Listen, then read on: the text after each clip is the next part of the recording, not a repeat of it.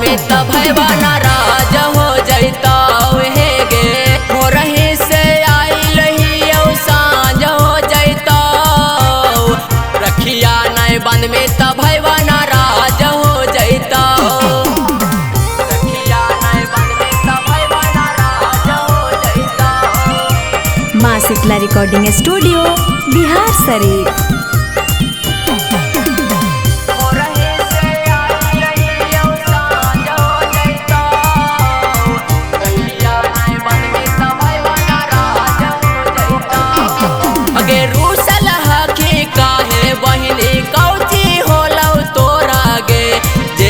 मांग में सारा तोरा करब बरी पूरा गे। हे बहनी मान जो ना अगे रूसल हकी काहे बहनी कौची होलौ तोरा गे।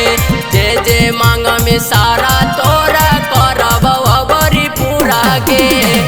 तोरा ला फिरी सब बाजार हो जैतो।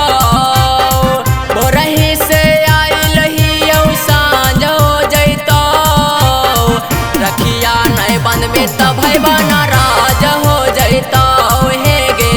भोरही से आइल ही सांझ हो जैता। रखिया नहीं बंद में तब भैया नाराज हो जैता। रखिया नहीं बंद में तब भैया नाराज हो जैता।